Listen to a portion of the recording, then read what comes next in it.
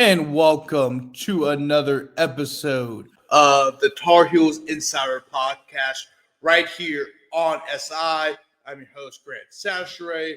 Of course, the lead beat writer here for Tar Heels on SI. Joined here to my right with our associate beat writer, Jeremiah Artacho. Very talented What young up? man. We'll be I starting try. class on Monday, so I'm glad Oh to get man, him. it's not. Oh Go ahead. no, I don't. I didn't mean to cut you off. I was just gonna say it's about to get really busy for me. Yeah. Hey, so I'm glad to have him on before it gets really busy. We're gonna give him the weekend off, just so he can get settled in his new apartment and get ready for school and everything. You know, this is kind of a unique situation where one of our associate beat writer is a college student at UNC, which is actually pretty cool, right? That's a very unique aspect of not only being a student but also working for one of the biggest sports companies in the world. But besides that, you can follow us both on Twitter. Or actually, Twitter handles are right there. Mine is last name first name. His is first name last name. So, and then of course you can follow Tar Heels on SI on Twitter as well. Just look up at Tar Heels on SI. Pretty simple. Same thing with Facebook. North Carolina Tar Heels on SI on Facebook. Like the page, follow the page as well. And then also make sure to check out our website, si.com/college/UNC, or just look up North Carolina Tar Heels on SI on Google. That's the easiest thing to do. And by the way, our site is free. Everything is free. No paywall. What's the next one? No subscription. No bull. I like that. So make sure you go check out our site. We're gonna be posting a lot of articles in the next coming days. Although not much from fall camp, unfortunately, because today was a very uneventful day. It was literally, it was interesting because it was basically a copy and paste of the first day, except with less interviews. It was pretty much. We had a 14-minute, pre-press conference with Bill. 14 minutes. And there was no speakers. There was no speakers, right? So it was kind of hard to hear him at times. Luckily, Jeremiah has an audio recorder. We just put it right there. Yeah. We got the whole press conference. But I mean, so this guy's a lifesaver, guys. No, I'll try. But yeah, we got there. I mean, it wasn't our typical situation. We were standing rather than sitting. I mean, I felt like there was like 2 to 3 times more people compared to the first 2 go-arounds. Would you say, Grant? It was about the same. It just looks more because remember, we're all spread out because we're sitting down. We had chairs and everything, and then the broadcast media members were in the back. We felt like a lot of people, though. So it was a good bit of people, but it looked like it was more because everybody was so compact, right? It was a very unique situation. It was unlike the other 2 days because the first day, remember, we were there at the same time the first day, but the first day we were in the we were at the Keenan Center. So it was a regular press conference, and it was a little bit more organized, I can say, because we were all sitting, we were comfortable. Yeah, we're all sitting comfortable, and then like you kind of idea where you're going, and then also there's speakers, right? There's speakers, so Bill has this is about Bill Belichick. So Bill Belichick has a very low monotone. I think it's monotone. I don't know the right word. I think he's calm though. Yeah, it's very calm, and it's not very loud. He's not like Steve, where Steve. Yeah, Steve speaks louder. Yes, Steve has the same cadence as Bill does, but Steve, he speaks louder. He's more, his voice is more resounding than his dad's. So that was kind of the issue, right? You couldn't really hear anything that he said until you actually went on the voice recorder. Like, oh, okay, that's what he said. Yeah. So it was a very, it was kind of a weird day. And then, after the press conference, they sent us outside the because we're in the field house. And then they sent us outside again, and then they did whatever. So we're sitting outside for maybe like I don't know 20. Yeah, we're talking to the rest of the media, just catching up. Yeah, we're just we were just basically talking with AJ and all the guys from Tar Heels 24/7, and then we go and then so we're waiting. I'm like, damn, like because I think we're supposed to like view it from like 9:10 to like 9:30. We get to 9. That was it. 9. It was like 9:19. Yeah, 9:19 on the dot. I literally looked at the time because everybody not here until 9:30, and then it was literally 11 minutes is all we had to view from a distance as well. So in total, we had 14 minutes from Coach Bill Belichick, and then 11 minutes of viewing the practice. So a total of 25 minutes for media availability is all that we had. But we're here to bring it to you all for free and talk about what we saw and what we heard. Yeah, I So mean, really not a whole lot of you. We'll also have some highlights from the practice as well up pretty soon here as well, guys. But I mean, it was a very yeah, I mean, it was like literally a copy and paste type of day, except we had less time. Actually, now that I come to think about it, I remember when we got out of there. We probably got out of there what? we finished like 9. Yeah, we got out there like 9:40. Yeah, what we got out there, 9:40, and then we still had time to go. It was still in the morning. Usually we got out there like noon. Yeah, We got out there. We much actually shorter. stopped off at we actually was like, we got time to go. Let's go to the Carolina basketball team for a little Oh bit. yeah. So we went over there. It was pretty nice. If you're a Carolina basketball fan and you want like a quick view of Carolina basketball history, go in there. They got all kinds of cool stuff. I mean, they had like Vince Really nice. Carter's like shorts and stuff like that. Oh yeah, and his drum major hat. Yeah, his drum major. Yeah. So they had all these cool artifacts that some of the players were nice enough to give away. Those are a lot of the stuff were actually donations from players and former coaches and whatnot. It's actually really, really cool. It's a really, really cool museum. They did a really great job with that and preserving Carolina history. It's just a very, very, very cool place. Very quick visit. We got out there, 20, 30 minutes? I mean, it was a really it's Jeremiah's second time.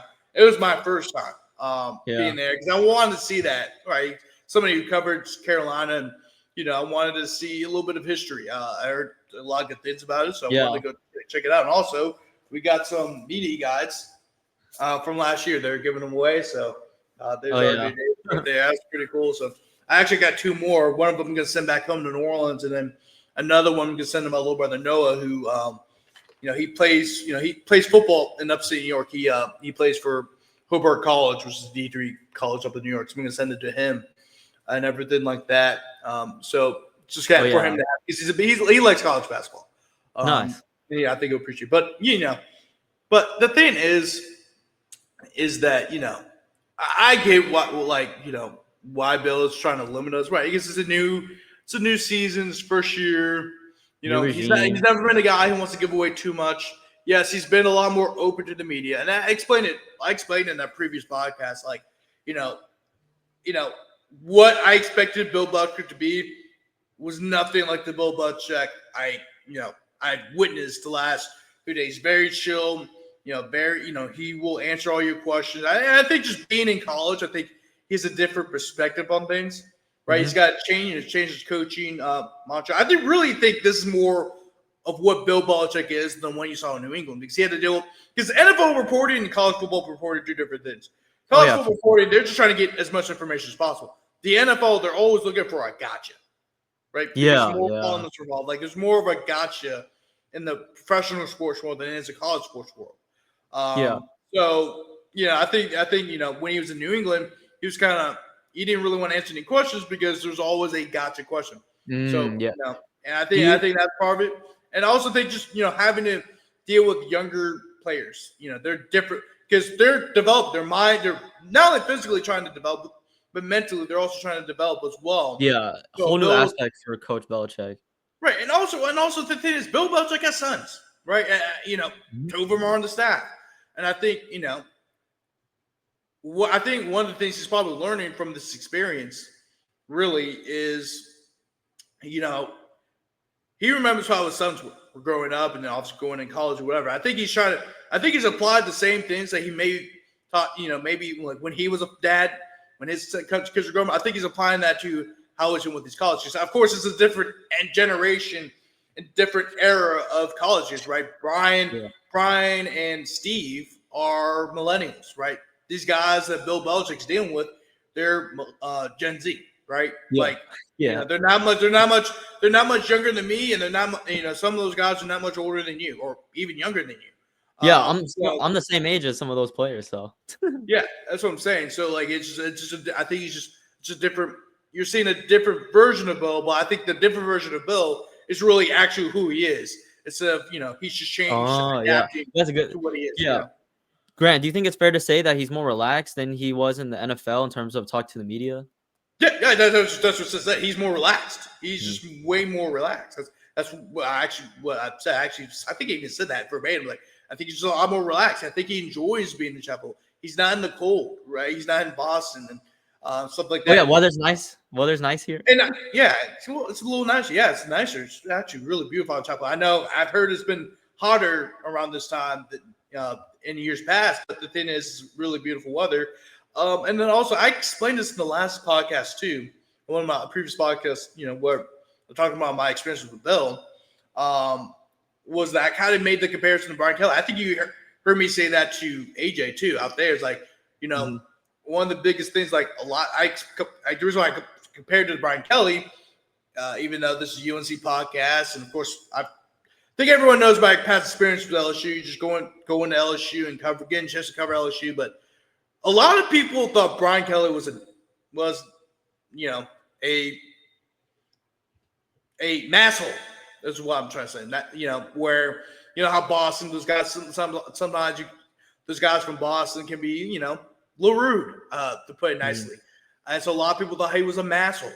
That's what they like to call people from Boston. When you got to LSU, like, he's making like dry humor, he's being sarcastic, he's joking around the media members. I'm like, this is not the Brian Kelly that people are talking about, right?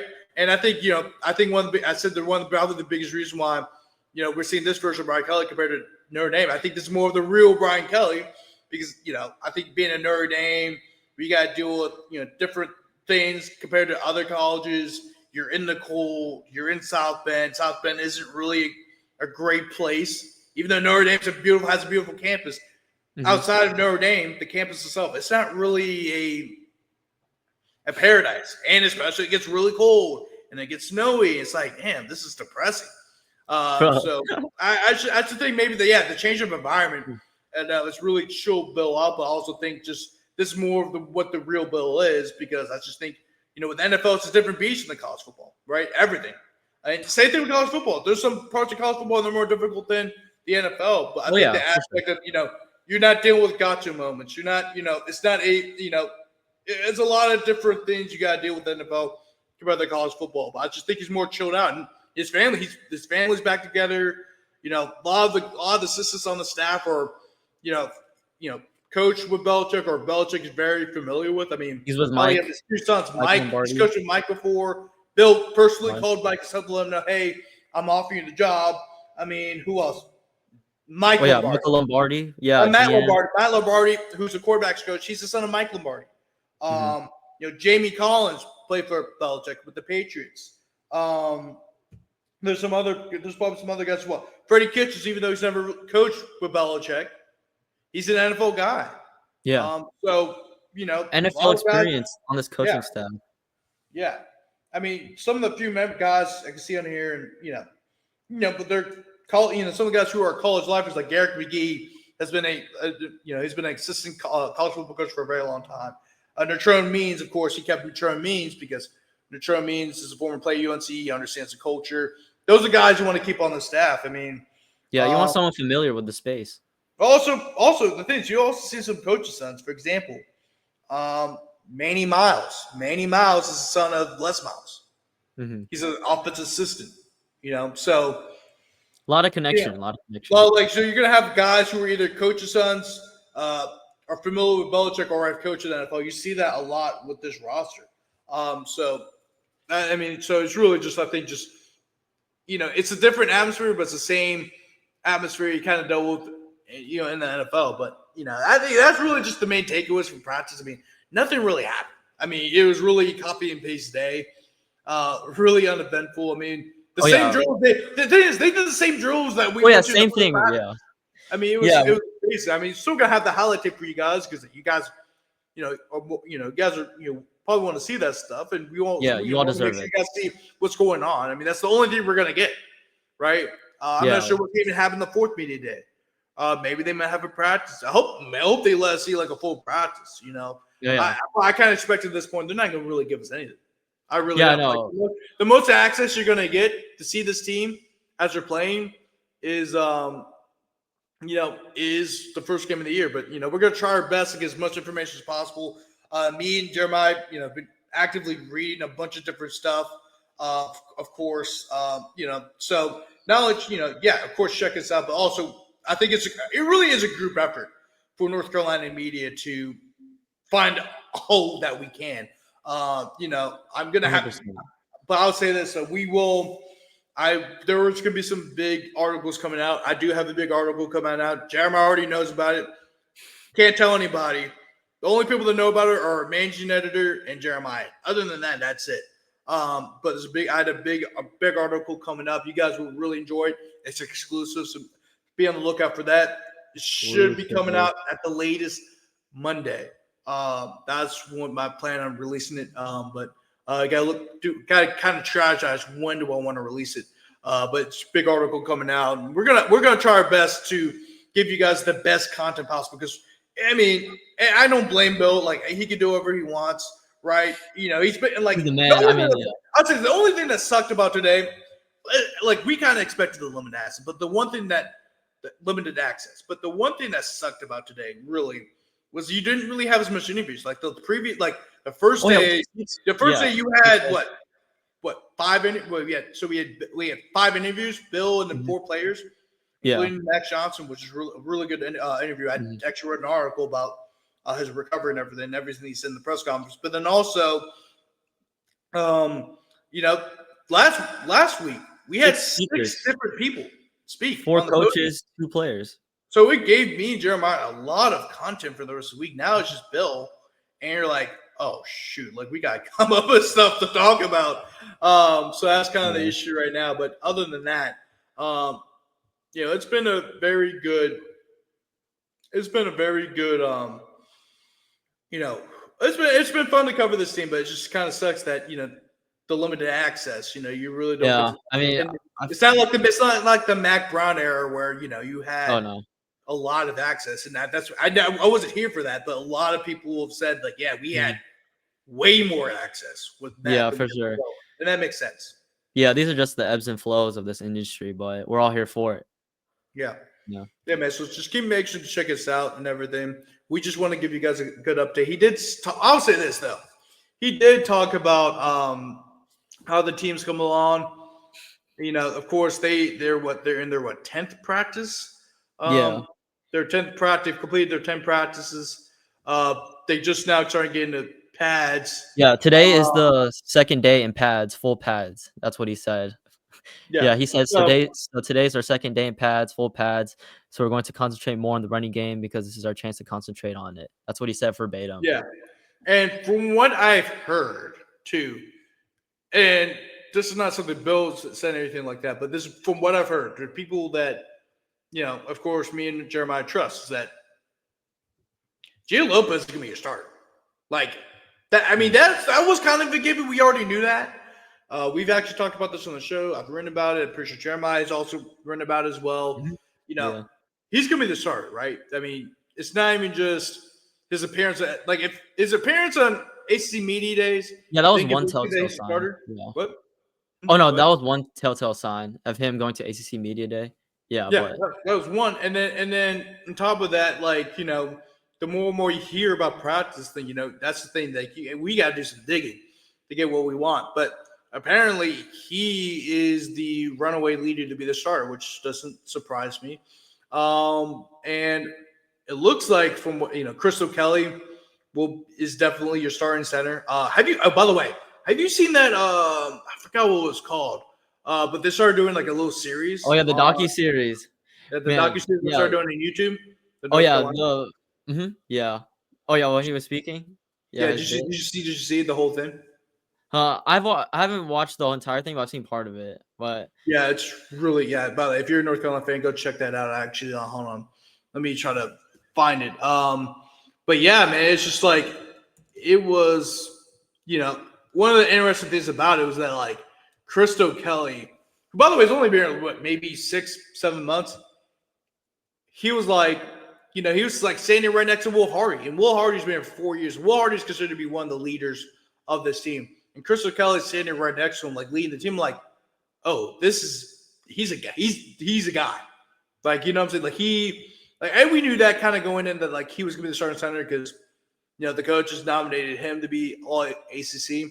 But it looks like he is one of the guys on this team by far. Yeah, he's definitely a voice in that locker room. So it's going to be interesting to see who gets these captain roles per se. But under Bill Belichick, I mean, if you get that captain role underneath Bill Belichick, that says a lot about you. Mm-hmm. Yeah, I mean, look, I mean, he's a team captain. Of course, also Daniel Keene has been balling out. That's what I've heard, and that's why I've read that Daniel Keene, one of the starting guards, has been balling out. He was supposed to be. He's probably going to be the starter alongside Austin Blasky before Austin Blasky got hurt. But he also is a team captain as well. So you have two team captains on your offensive line. I mean, Daniel Keene was a team captain in Detroit. I believe it was the last years, but I know for a fact it was definitely last year. And so, I mean, to have two former team captains that were, well, two guys who were team captains of their previous stops says a lot about not only the guys that both Belichick's trying to bring in, but also those are guys you kind of expected to be starters on the offensive line. Yeah. Yeah, no, I know we talked about it in one of our latest podcasts about Austin Blasky's injury that he has right now. But the depth that is on paper for Coach Bill Belichick and offensive line coach Wolf Rain, I mean, they have a lot to operate with. So the pieces are there for sure. Yeah, I mean, I think that's the two groups we feel the most confident about. Of course, me and Jamar, we went over our biggest weaknesses a couple of days ago. That video as soon as it come out, I think I need to submit that. Shoot, I need to send that to the higher ups to get that uploaded. But if you haven't, but we did two. We did two articles Yeah, explaining we have our that. strengths. Those two articles are up. Are actually based off the podcast. But all other those quotes are from the podcast. So make sure to go check that out. But the big thing said that the biggest concern was the offense, right? Because of the lack of production coming back. But if you look at the two areas, we feel comfortable with their quarterback and offensive line, because quarterbacks are two veteran guys, very mature, don't make many mistakes. Also, when they're fully healthy, have been solid. Gio Lopez was solid for South Alabama last year as a redshirt freshman, by the way. So he's still technically a freshman. And then Max Johnson, when he's been fully healthy, he's shown that he can be a decent quarterback. So you have two pretty solid quarterbacks right there. And the offensive line, you have a lot of depth. Like, for example, Austin Blasky, that is the one injury you don't want to happen, because he is a veteran on this offensive line. He's one of the few holdovers from last year's squad. But the good thing is that, your offensive line is so deep that you may be able to kind of buy time before Austin Blasky comes back, supposedly for the game against Clemson October 4th. Yeah, which will obviously be crucial as that game will be taking place in Chapel Hill. Yeah, I can imagine the atmosphere for that game day, man. Mm-hmm. Yeah, well, first you got to go to the first game. You got to go through TCU, and that's going to be a big time event. I mean, you got Chase Rice coming back to perform for the Chapel Thrill game day. Yeah, and of course, not only is he a solidly famous country. There's a lot of country singers, but he's one of the little more well-known guys around Nashville. But he actually played at North Carolina. I didn't know that. He actually played at North Carolina from 05 to 08. So that's pretty, it's pretty interesting. But yeah, person. Yeah. Yeah. So, I mean, that's kind of what's going on right now with fall camp. I mean, of course, we already talked about Leroy Jackson. How he's kind of risen through fall camp. I think that was on a previous one. But yeah, that's just about it. Like I said, we really haven't. That's kind of the unfortunate thing. Is there's so little when it comes to access when it comes to the fall camp. So you have to rely on other people or read other things, what people are saying, because there isn't much access. So, I just got here, right? So I'm still trying to get my sources together. Jeremiah, I mean, he's been in North Carolina, but this is his first time being full time covering North Carolina like this. I mean, he's done a lot of stuff remotely. This is the first time actually being on. On the beat. Yeah, on the beat. Yeah, and it's just kind of difficult at the moment. I mean, but we'll figure it out. We always do. We should have some good stuff coming together. I'm trying to get some stuff like, maybe some exclusive interviews together. I'm trying to get that together, and we're gonna try our best to make sure we bring out the best content for you guys, because that's just one of the unfortunate things. Like, I kind of knew going in there wasn't gonna be a whole lot of access, but I didn't expect it was gonna be this. So those are when you try to figure it out. That's when you gotta dig deep, and that's what a lot of people are doing. Right, we're not the only ones. A lot of people are doing that too. So, Oh yeah. So make sure to check us out on our website. Once again, it's free. No subscriptions. No bull. No, you missed one. It's I said no pay, bull. no pay, paywall, Oh, paywall, and I say no paywall. bull. That's what we're gonna do. My now. bad, my bad, my bad. Yeah, you screwed up the process, man. You're fired. Get out of here. I'm joking. But also make sure to follow both me and Jeremiah on Twitter. Also make sure to follow Tar Heels on SI on Twitter as well. We call it. Some people like to call it X. I still call it Twitter. I'm always going to call it Twitter. Same. And then also on Facebook, make sure to like and follow the page as well. North Carolina Tar Heels on SI. We're going to be posting all of our content can be posted on both the social media sites. We'll have clips, we'll have different stuff like that on the Facebook page as well. So make sure to check that out.